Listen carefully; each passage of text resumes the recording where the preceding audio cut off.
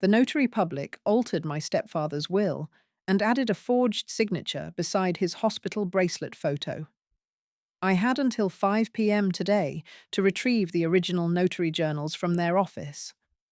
I was preparing a formal motion in probate court to invalidate the tampered will.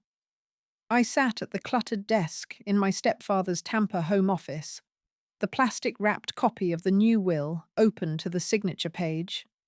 The dated June 12th signature didn't match those in last year's earlier will. Work-worn fingers flipped through faded documents, scanning every loop and stroke for any slip. They weren't just different. They were wrong. Outside, the afternoon sun cast heavy stripes through the blinds as my phone vibrated.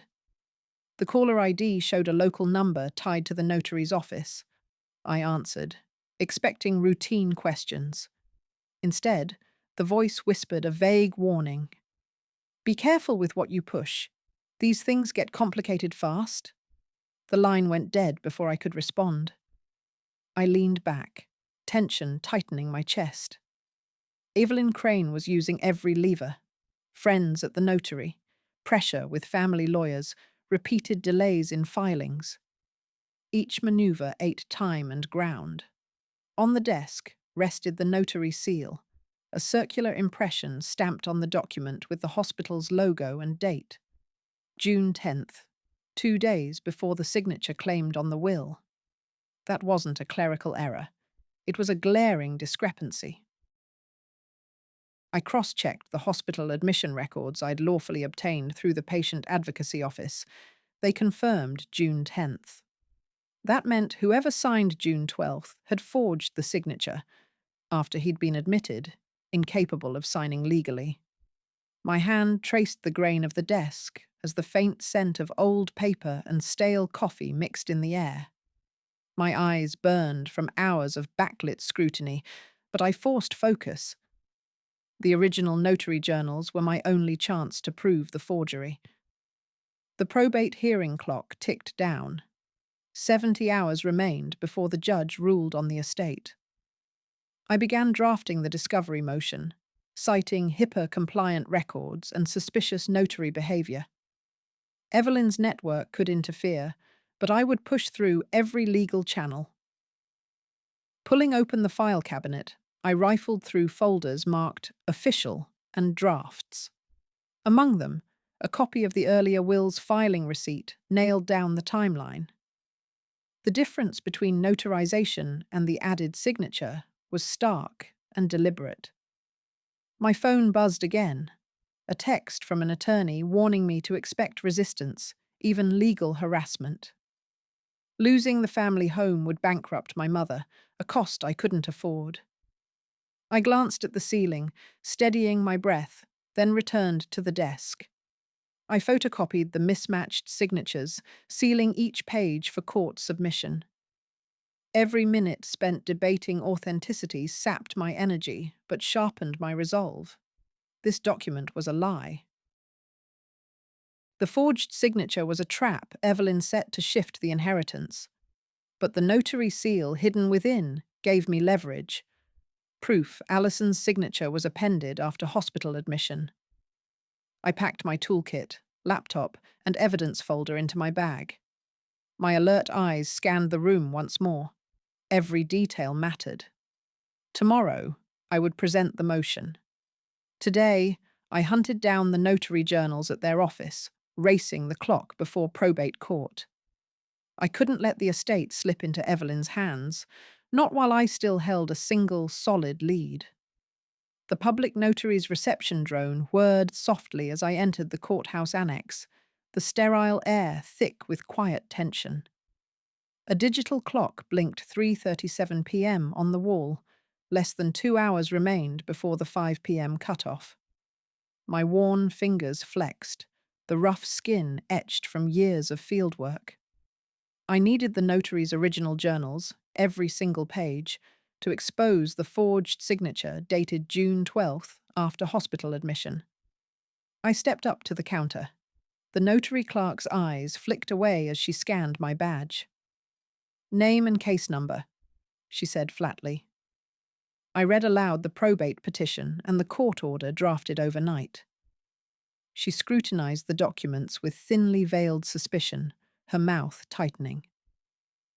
"Those journals are confidential," she replied stiffly. "We don't release originals without a court order." "I'm aware." I maintained calm. "I'm here to arrange the formal subpoena. The court allows access under Probate Code 8250. We can't delay." My voice stayed steady, despite the pressure tightening my chest. The validity of the will depended on those pages. She crossed her arms. "Our policy is strict. If you want the journals, you'll need to file a motion. No exceptions." I tapped my pen, the rhythmic clicking a tiny anchor against frustration. "That's what I'm preparing now. But can you at least confirm receipt dates on the journals? Even a partial acknowledgement would help." She shrugged, then slid a phone from beneath the counter. "Let me call legal." Her tone was laced with a thin warning. Moments later, a sharply dressed man with a neat grey beard appeared. "I'm Leo Marsh, counsel for the notary," he announced coldly. He glanced over the papers I held. "Due to confidentiality and client privacy, the journals remain here. You risk contempt if you try to obtain them without a court ruling." I met his gaze evenly, gauging his resolve. His presence was deliberate. Evelyn Crane's influence loomed heavily within this building, subtle but unyielding. I produced a copy of the hospital admission records, highlighting the forged dates. "This discrepancy demands attention. Any delay harms the estate." Leo's eyes flicked briefly to a tablet resting on the desk. "Your concerns are noted. Further communication must proceed through formal channels. You may file your motion before the 72-hour hearing deadline. Informal access will not be granted." The clerk returned the journals to a locked cabinet behind him. The air grew denser, oppressive. I typed a note on my phone. "Prepare formal motion to compel production. Attach admission records and refusal notice." Each keystroke echoed the rising cost. Wasted CPU time drafting legal arguments, diminished leverage in negotiation. The weight of lost hours pressed hard as the clock ticked relentlessly ahead. Evelyn's quiet obstruction forced my hand. I left empty-handed, but with sharpened resolve. Outside, the courthouse steps gleamed beneath the overcast sky. I spotted the lawyer's card left accidentally on the counter. Legal counsel, notary public. A small gain. Contact to monitor resistance and prepare escalation. The journal's refusal made them the key evidence. My defense pivoted. Not only to disprove the forged will, but to compel the court to order disclosure. The battlefield narrowed. I exhaled slowly, the lingering scent of old paper in the courtroom still clinging to my clothes. Family survival depended on that motion. Every deadline mattered. Every delayed minute deepened the margin for error. The next move was mine. The time was now. The linoleum floor of Tampa General Hospital's administration wing gleamed under the harsh fluorescent lights. I stood before the records department window, clutching the case ID tightly. 60 hours remained until the probate motion deadline. Every tick of the clock edged us closer to losing the family house. "Patient records for June 12th, admission and incapacitation details," I said, voice steady, despite the pressure tightening in my chest. The clerk eyed me cautiously. "HIPAA privacy policies restrict immediate release," she said. "We need authorization or a court order." I expected the resistance. Hospital red tape was as tangled as Evelyn Crane's legal team. Still, I pressed on. "I have the patient advocate on speed dial." An official request was filed through the HIPAA-compliant channel, case number TGH 4835. Time is critical. She tapped furiously at her keyboard. Requests are queued. Family members have called repeatedly, so we prioritize them for emotional support reasons. The subtle jab was unmistakable. Evelyn's influence ran deep here, too. Minutes crawled by amid the sterile smell of disinfectant and distant hospital beeps. I sank into a plastic chair, fingers tightening around my notes. Legal bills piled up in my mind like storm clouds. Every wasted hour here was lost income. At the 1 hour mark, I flagged down the hospital ombudsman assigned to my case. There's documented pressure to delay this, I warned. Patient records are critical evidence. Are your staff aware? I'm escalating it to the quality hotline now, he said, pulling up a form on his tablet. We'll flag non-compliance and follow up. That was a small victory, but the clock kept its merciless count. After 2 hours, the clerk slid a printout across the counter. Preliminary summary. The patient was incapacitated from 8 USS to 10 UNGS p.m. on June 12th. Signature on file dates within this window. She wouldn't meet my eyes. Reading it twice, my heart plunged. The record proved Dad unconscious during the alleged signing of the will, conclusive proof of forgery. Evelyn's carefully spun timeline was unraveling. The ombudsman returned with a time-stamped ticket. Formal inquiry is open. This can pressure staff, but expect continued delays. As I photocopied the summary, my phone buzzed with a new text from an unknown relative. Stop stirring trouble. It's not worth it. Fear and intimidation reached through family whispers. Evelyn's reach was a shadow in every corner. I refused to be cowed. This document was the counterstrike we needed in court. With mounting legal fees, failure wasn't an option. The records department revealed its weak link, balancing HIPAA patient privacy against external influence. I exploited this by invoking both the patient advocate and quality control channels, forcing documentation into my hands under protocol. Each small win chipped away at Evelyn's obstruction. I folded the summary and tucked it alongside photographic evidence of forged dates. After 3 hours, I updated my legal notes. The motion to compel notary journals now included hospital confirmation of incapacitation. This evidence would expose outright forgery in Evelyn's camp. Exiting the wing, hospital staff cast wary glances in my direction. Evelyn's pressure was more than whispered threats. It was a heavy shadow influencing decisions. I counted down the remaining hours. Every document secured chipped away Evelyn's hold, revealing a new gamble. Push harder and risk exposing everything. The proof to challenge the will was concrete now. The fight shifted from chasing shadows to holding firm. The family house depended on it. The church basement smelled of damp wood and bitter coffee. Folding chairs formed a circle beneath harsh fluorescent lights.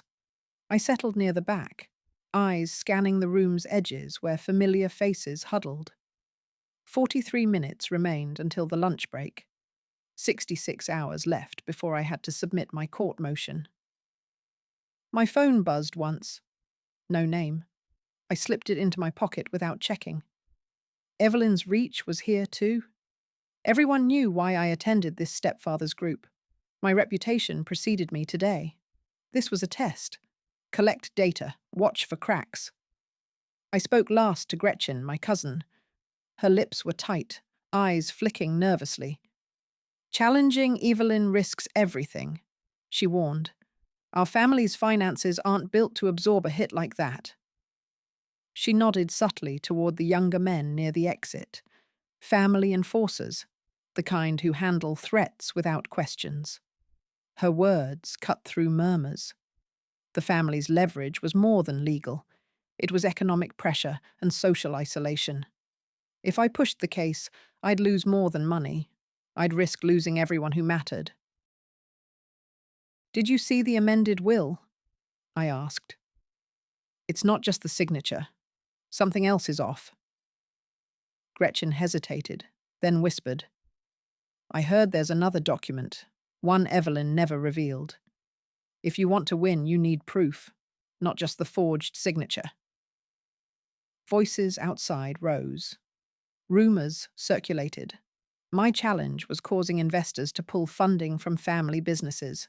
Talk of lawsuits, liens, bankruptcy. Evelyn was running damage control through an aggressive network. My grip tightened on my folder. The financial threats Mara had warned me about were real. Evelyn had rallied the extended family to isolate me. I was a radioactive node. Minutes later, Henry, my stepfather's nephew, cornered me by the coat rack. Daniel, don't go down the wrong path, he said, voice low but firm. Evelyn's lawyers are ready to counter every move. And if you pry into those hospital records again, she'll make you pay, legally and financially. His words weren't bluff. I'd already lost time and money trying to access those records. Evelyn's legal team had blocked every procedural avenue. A silence fell as the pastor called us back. I gathered my notes, thinking fast. The family's grip was tightening, but cracks appeared. Gretchen's tip wasn't idle gossip. It was a lead. On the ride back to my motel, I reviewed hospital records again. The confirmed incapacitation during the forged signature's timestamp was only the start. Now I had to find the unknown document Gretchen mentioned.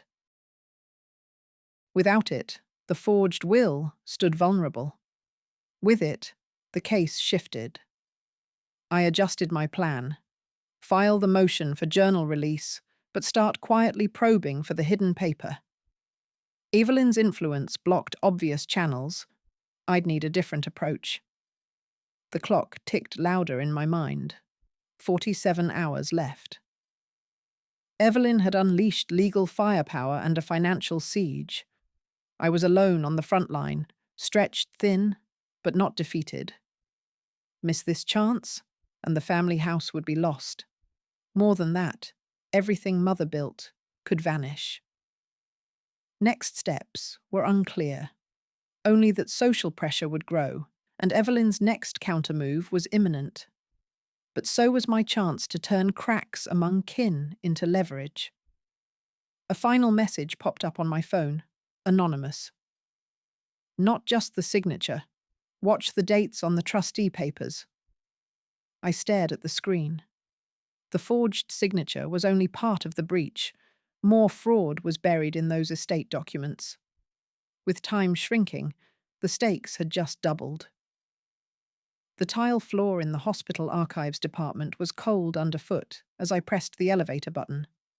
The digital clock read 11:08 a.m. 50 hours remained before the motion filing deadline. I carried a stack of official requests, signed subpoenas, and a detailed list of hospital contacts. Time was tight. At the security office, a middle-aged technician with sharp eyes greeted me. You're Daniel Mercer. We got your request for 6-hour CCTV footage from June 12th, 8 p.m. to 2 a.m.? Yes. Specifically 8 to 9 p.m., the hour surrounding my stepfather's supposed signing. I handed over the hospital patient advocate's letter and the court motion log. I'm cleared by HIPAA protocols, backed by the probate judge's approval. He frowned, tapping commands. The footage for that window has been erased. Archived tapes show corruption or manual overwrite in that segment. I steadied myself. Erased? Any official request or error report? He shook his head. None. It's like someone with admin access removed it. Full logs show no flags. The hospital maintains system seals, but physical access can override them. Override. The word hit cold. Evelyn Crane had connections here. She'd manipulated staff to block anything that could expose the forgery. Any backup? Off-site? Cloud? I asked. He exhaled. No backups beyond 30 days. 6-week gaps exist from budget cuts and hardware failures. This window falls right in that gap. Monitors displayed motion clips from other days, but the critical night was missing. Legally, without footage, the court might dismiss our motion for lack of proof. My phone buzzed. A message from my cousin Gretchen. A nurse was on shift that night. She might have noticed if anyone visited your stepfather. The hospital's stale, recycled air mingled with a faint hum of distant conversations. I told the technician quietly, "Is there a log of hospital staff on that floor at 8 p.m. on June 12th? He nodded. Staff schedules are accessible but need HR clearance, not usually shared without subpoena. Knowing HR would stonewall me unless pushed by legal motions, I headed to the hospital records area, passing nurses and patients. My wristwatch ticked audibly. At the desk, I flagged down the records clerk, who eyed me warily. "Do you have staff records for June 12th, especially nurses assigned to that room?" She bit her lip. "I can print shift logs, but personal data is restricted. I'll need authorization." "I have the Ombudsman's authorization." I flashed the letter. "Just names. We need to find witnesses." She printed a roster. One name stood out. Nurse Helene Ortiz, assigned to ICU that night. I called her number, leaving a message explaining I needed to discuss my stepfather's condition during that hour. Back at security, I replayed the technician's words. Without footage, only witness testimony could help. The door creaked open. Mid-40s, sturdy frame, no-nonsense face. Helene entered. "Daniel Mercer?" "Yes, thank you for coming. Did anyone interact with my stepfather between 8 and 9 p.m. on June 12th? Especially anyone who could attest to his mental state?" She nodded. "I was on shift. I checked on him around 8:15. He was unconscious, no response. Monitors stable. He couldn't have signed anything." I recorded her statement on my phone, noting every precise detail. Evelyn's block on video proof forced reliance on witnesses. The missing footage was no accident. Her network intercepted evidence before it reached me. The clock now read 11:42 a.m. Fewer than 50 hours remained. Losing the video erased built-in verification. Courtrooms demanded facts, not speculation. This witness might decide whether my mother kept the house. I packed my notes. The fight shifted from digital archives to human testimony. I had no margin for error. Evelyn confined me to shadows. Now it was my turn to shine a light. The peeling paint on Helene Ortiz's porch matched the chipped edges of her voicemail greeting, both barely holding together. I hadn't expected her to answer, especially with Evelyn's enforcer prowling these neighborhoods. The sun scorched the cracked pavement as I rang the bell for the third time. 45 hours until court submission. No margin left. Helene opened the door cautiously, her eyes darting to the street behind me. Her posture was stiff, reserved. "I'm Daniel. I'm here about your shift on June 12th, I said, flashing my ID badge. "I need to confirm your testimony on my stepfather's condition." She muted the phone pressed to her ear and stepped inside. The living room smelled of old fabric softener mixed with the sharp bitterness of boiled coffee. Helene's hands trembled slightly as she set down the receiver. "I've gotten calls," she said, without naming Evelyn. "They warned me not to talk." I nodded, already aware Evelyn had hired a private investigator to shadow Helene after I contacted her. "I confirmed it minutes ago. The man was still within half a mile, likely pretending to jog." My rough hands clenched my notepad tighter. "Your testimony could change everything," I whispered. "You said your patient wasn't conscious at 8:15 p.m. the time he supposedly signed those documents? Helene glanced out the window, then back. He was unresponsive that night. No way he could have signed anything. The footage was erased, I added flatly. Someone from Evelyn's camp got to it. Without your statement, I can't prove coercion.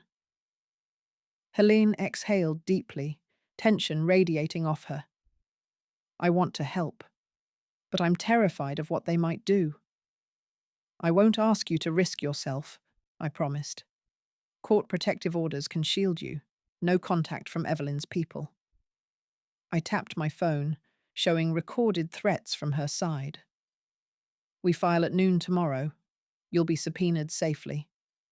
She hesitated, then nodded slowly.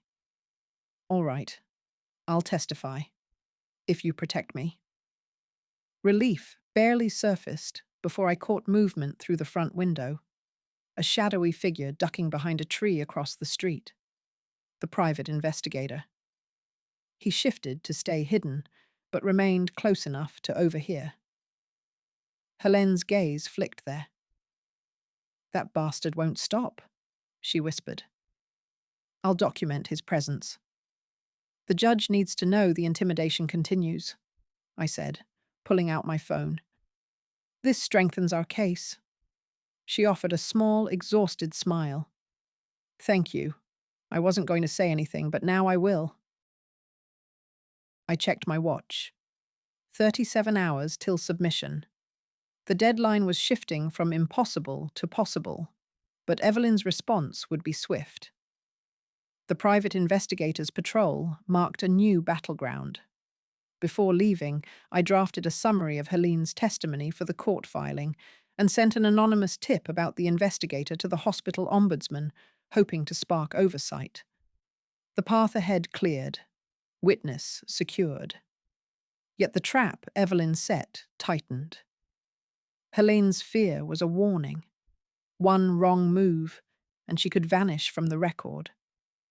I folded my notes, exhaustion pressing deep. No time to rest. Every second counted for the court motion that could save my mother's inheritance, or lose our home forever. The tile floor beneath my boots gleamed sharply under the courthouse fluorescence. The lobby clock read 9:12 a.m., less than 8 hours before the 5 p.m. motion deadline. I tucked the evidence folder under my arm and checked the remaining photocopies once more. The county probate clerk waited in a cramped office, lined with filing cabinets and scattered papers. She glanced up sharply. You have exactly until 4:30. No exceptions, she said flatly. Late motions get rejected outright. I nodded. Understood. My fingers brushed a worn pen in my jacket pocket.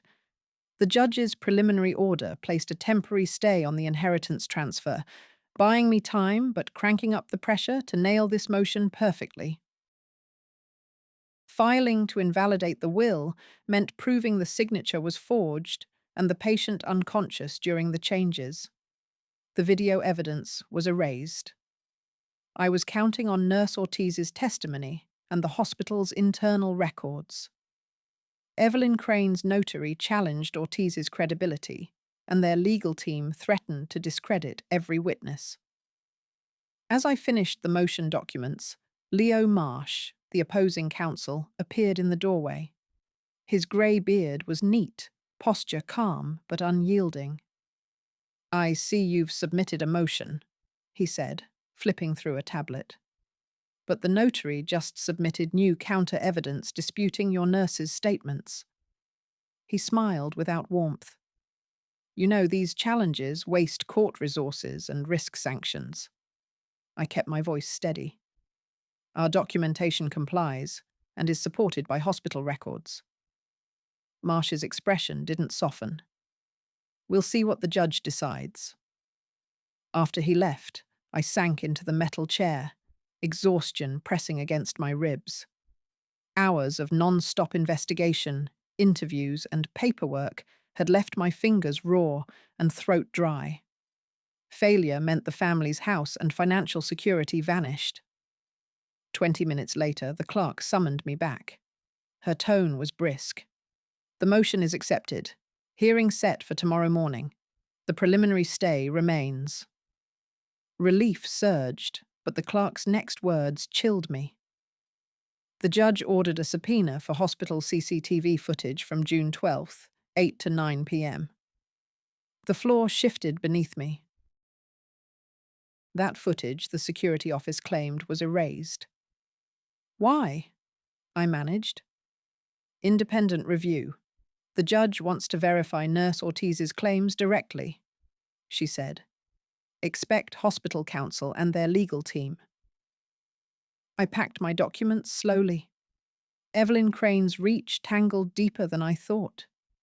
My earlier hospital archive visit was compromised. Someone had manually overwritten critical video, a blunt obstruction. This subpoena might force the hospital to provide whatever remained. An opening and an escalated battleground. The courtroom air smelled faintly of old paper and tension. Henry stood near the rear, silent and watchful. His glare warned, back off or lose everything.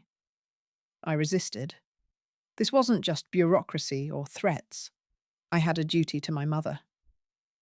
I scanned my phone. Gretchen's latest message warned of Evelyn's growing sway in local legal circles. The stakes were real: physical exhaustion, mounting court fees, and the risk the hearing could collapse under manipulative delays. At 4:27 p.m., outside the clerk's window, I saw Leo Marsh step aside for a phone call, his face tightening. The next 24 hours would push every limit. The judge's subpoena was a double-edged sword. It could expose erasure or give Evelyn another chance to stall with more legal motions. But with Ortiz's testimony ready, harassment evidence against Evelyn's private investigator, and this subpoena, the fight was underway. Tomorrow, under court order, the hospital's footage, or its absence, would speak. I folded the papers, steadying my breath. The house, inheritance, and my family's future depended on what came next. The waiting room at the notary public office was cold and sterile, its beige walls amplifying the sterile quiet. The clock on the wall ticked past 2:35 p.m., leaving me less than 3 hours to retrieve the original notary journals before filing a critical motion. I sat upright, rough hands gripping the edge of the metal chair, eyes locked on the receptionist behind the glass partition. Each tick seemed to press more heavily on my chest. I handed over my ID and case documents again, voice steady yet firm. I'm here to review the journals related to the Mercer estate. The probate hearings tomorrow morning. The receptionist's lips pressed tight.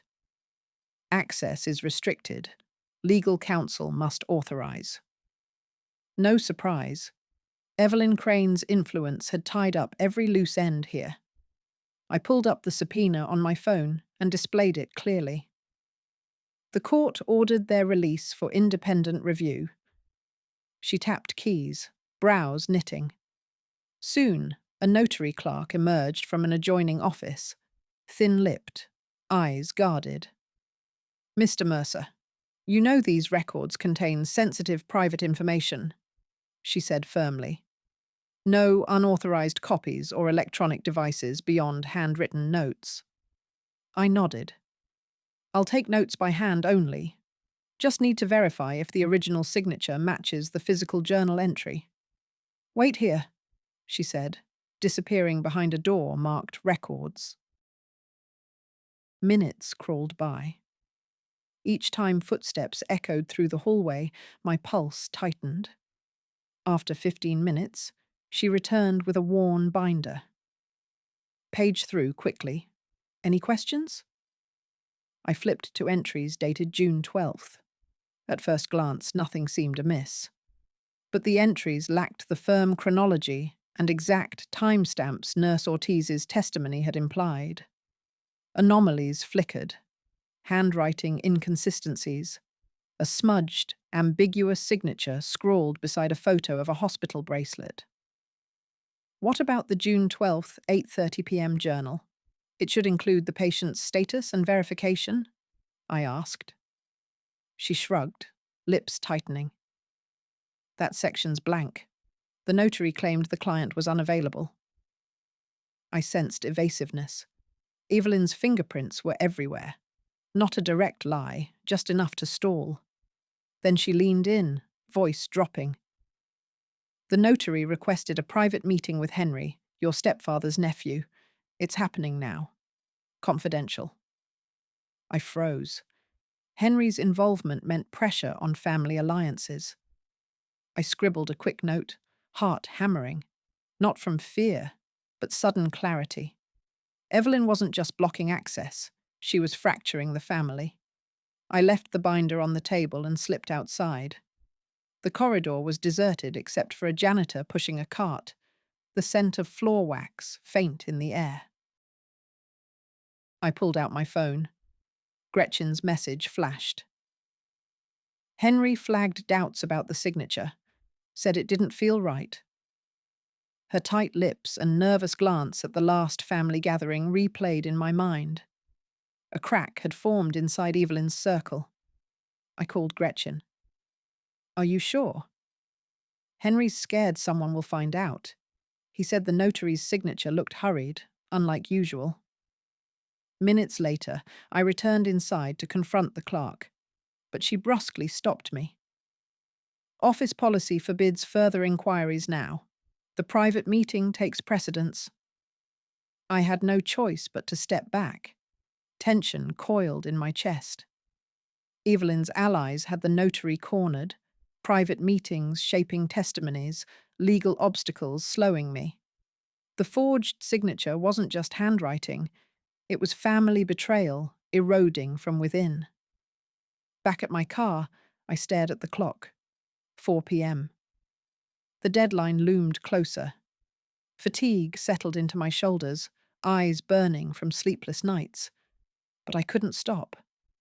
Tomorrow's hearing depended on exposing every layer Evelyn tried to hide. I studied the binder again. The public facade cracked. But the fight wasn't over. I needed every scrap of doubt, every reluctant witness. This was no longer just legal, it was personal. And Evelyn was tightening the noose. The timer was running. 12 hours left to unearth the truth before the courtroom decided where my mother's future lay. The beige folding chairs in the courthouse hearing room lined up in stiff rows, their plastic shells cold and unfamiliar compared to the worn leather of my usual office chair. Above the judge's bench, a digital clock clicked steadily, 8 to 7 a.m., slicing through the quiet tension like a ticking metronome. I glanced around the courtroom. Evelyn's legal team sat rigid, cold eyes locked on every movement. My fingers curled tightly around the edge of my evidence folder, the slight tremor betraying my nerves. The hearing kicked off without delay. The judge called for the hospital's CCTV footage from June 12th, specifically between 8 and 9 p.m. Nurse Ortiz rose, voice calm, but weighted with restraint. She confirmed my submission. The patient was unconscious at 8:15 p.m., incapable of signing the will. Her hands quivered faintly, evidence of the pressure bearing down on her, yet not enough to undermine her credibility. Suddenly, Leo Marsh, the notary's lawyer, erupted with objections, his voice harsh and piercing. The footage's authenticity is questionable. The seal on the documents remains intact and legitimate. Expert verification is forthcoming. He slammed a stack of binders onto the table, expert reports meticulously challenging my evidence. Court clerks shuffled papers nervously. I felt the crushing weight of expensive attorneys and mounting filing fees, the gnawing clock of financial strain tightening around my chest. The judge ordered the hospital video to be played. Each grainy pixel flickered on the widescreen monitor as the room leaned forward.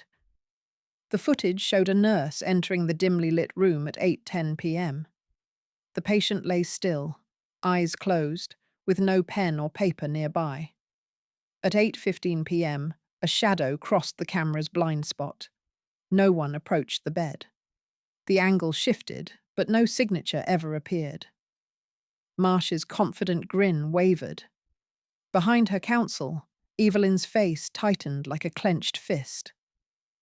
My pulse steadied for the first time that morning. I gathered my notes, preparing to dismantle whatever objections came next. Then, twist. The judge's gavel struck hard. Based on the evidence and discrepancies, the current will is invalidated pending final ruling. The notary's license is suspended. A full investigation will commence.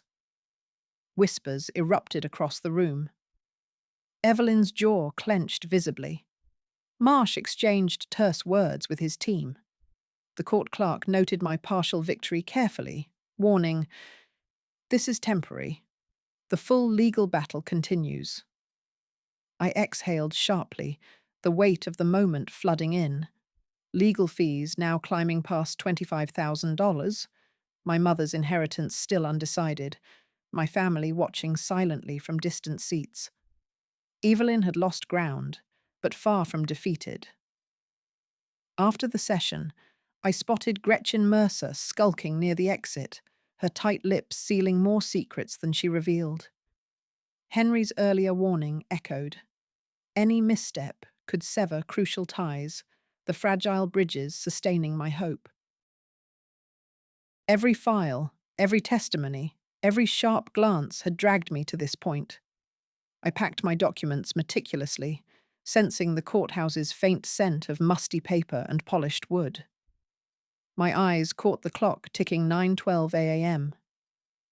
Time pressed fiercely, but momentum had shifted. Evelyn's grip had been fractured by public exposure. Now I had to press forward, scrutinizing hospital logs, verifying every signature, wielding the judge's order as a lifeline, no shortcuts, no mistakes. I moved to the exit, the case's heavy burden settling into my bones. This victory changed nothing about the impending costs or long hours ahead, but it stripped the forged seal of power, opening the path for my mother's rightful claim. Adjusting my ID badge, I gripped the evidence folder once more. Evelyn Crane's network would respond. But for now, the court was mine.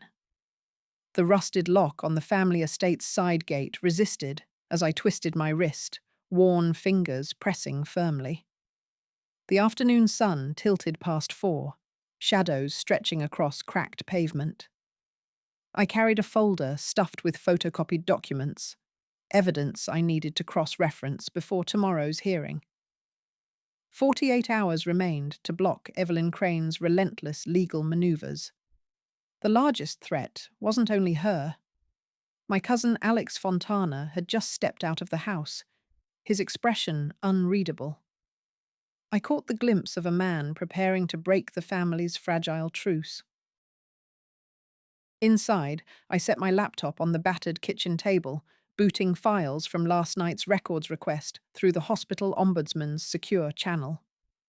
No new CCTV footage had surfaced, but a separate evidence bundle, dark code in the metadata, revealed a new problem.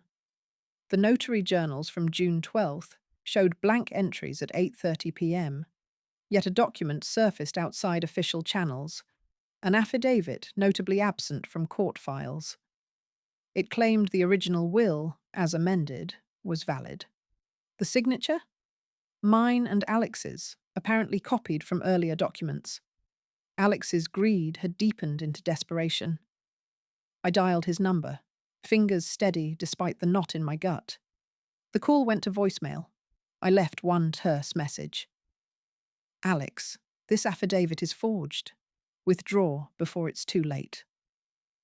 Silence. Minutes later, my phone beeped with a message from Gretchen, my cousin, who kept her distance but had eyes everywhere. Alex's name's tied to a new submission at the clerk's office. Leo Marsh is backing it. Leo, Evelyn's legal bulldog was moving swiftly, filed the affidavit just this morning. A pang hit me. Betrayal from inside the family was worse than any legal tactic from Evelyn. Alex had once trusted me. Now, by trying to push forged evidence, he risked collapsing our entire case. I grabbed my black ballpoint pen and began annotating the affidavit's flaws. Inconsistent dates, mismatched ink density, a signature angle that didn't line up with known samples. This wasn't a slip. It was a calculated ploy. The clock ticked relentlessly. I composed an urgent letter to the probate court clerk. Attached, the genuine journal pages and digital overlays showing forgery. I highlighted the statutory penalties for submitting false evidence. To break Evelyn's stranglehold, I needed to expose her network, including this internal rot. Without Alex's intervention, our tight strategy unspooled. At 7:03 p.m., the email confirmed receipt by the clerk's office.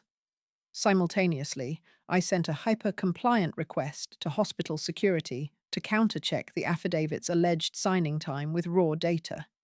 Any anomalies could reinforce my case. Then the unexpected. My phone buzzed again. Alex, voice tight and defensive, called back. "We're out of options, Daniel," he said, voice low. "Evelyn's pushing hard. If I don't do this, we lose everything. Look, it's about saving the house." Betrayal surfaced in every word, but so did fear. "I'm sorry," he added. I kept my tone cold. "You just risked everything on a lie. Withdraw now, or the court will end us." I hung up before his reply. The family estate, already fractured, split wider tonight. Yet my resolve hardened. I would fight Evelyn's calculated moves and family betrayals alike. The final probate ruling loomed less than 2 days away. Every forged affidavit caught, every false signature condemned, sharpened my legal edge. I had to shield my mother's inheritance from collapse, even if it meant standing alone against kin and counsel. The war was no longer just against Evelyn. It was inside my bloodline now. At 10:22 a.m., I sat on the cold metal bench outside the records archive, rubbing my raw fingers together after hours of poring over photocopies and notes. My laptop bag lay heavy between my feet, packed with evidence folders, a tangle of proof and counterproof I had to unravel before the 5 p.m. hearing. Every second mattered. I reviewed the timeline once more. The forged will was suspended. The judge had invalidated it pending the official ruling. Evelyn Crane's legal team was pushing back hard, but today I needed to deliver the last, irrefutable evidence to seal the case. My phone buzzed. A message from Alex Fontana appeared on screen. At first, I ignored it. He hadn't answered my calls or emails for days. Reluctantly, I opened the text. Alex confessed to signing a forged affidavit backing that altered will, driven by desperation to help Evelyn. A sting of betrayal pricked behind my eyes, but I swallowed it. There was no time for confrontation now. Gathering my notes, I accessed the hospital case ID on my phone's secure app to confirm updates from the Ombuds's office. The June 12th CCTV footage showed no signing event between 8 and 9 p.m., just as Nurse Ortiz testified. Ortiz, once fearful, now stood as a solid witness. That video was my linchpin. "Legal clerk will clear you in," a voice said behind me. The hospital records clerk appeared, eyes wary but resigned. "The original notary journals are lost. The office closed abruptly 2 weeks ago. No physical evidence there." A knot tightened in my stomach. Without the journals, Evelyn's forged will lost one barrier, but the notary's suspension and ongoing investigation opened another angle. The notary's license was revoked yesterday.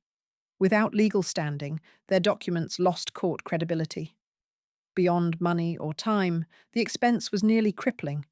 $27,000 in legal fees, court costs, and expert testimony. Finger tightening around my pen, I stood firm. There was no room to falter. At 1:10 p.m., near the courthouse elevator, Leo Marsh blocked my path, tablet in hand. Mr. Mercer, your latest submissions are inadmissible. The forged affidavit's provenance is contested. You overstep court procedure. His eyes were cold, unyielding. I pulled out a notarized letter applying Alex's full name in denial. Alex confessed. His signature is on record. The forged affidavit's chain breaks here. Marsh glanced but remained silent. Back in the hearing room at 3:47 p.m., the judge examined the updated evidence. Then, unexpectedly, my cousin Gretchen Mercer stepped forward. Face tight, voice steady, she handed the clerk another affidavit supporting Evelyn's will. I hesitated. The paper's texture felt off. My pen hovered while memories flashed. The confession, forged signature strokes, inconsistent ink tones. Your Honor, I said firmly, this affidavit bears marks identical to the previously exposed forgeries. Our forensic expert confirms the signature is copied. The judge studied it, brow furrowing. Ms. Mercer, why submit this now? Her eyes wavered, a flicker of hesitation. Family loyalty, she began, then faltered. The courtroom shifted. Leo Marsh's head snapped toward Evelyn, who tensed, alarm flickering in her expression. The judge ruled swiftly. The submitted affidavit was rejected, tied directly to the forgery scheme. Additionally, the notary must reimburse court costs for professional misconduct. Evelyn's legal defense crumbled. Fatigue pressed down. My hands trembled as I gathered the files, the scent of ink and paper sharp in my nostrils. Near losing the family house, the dwindling funds, today, the final ruling restored my mother's full inheritance. Evelyn's network unraveled in that courtroom. The clock struck 4:58 p.m. I had secured a legal victory against exhaustion, betrayal, and financial ruin. My eyes stayed alert on the closed door, knowing the fight was far from over, but at least today I had won.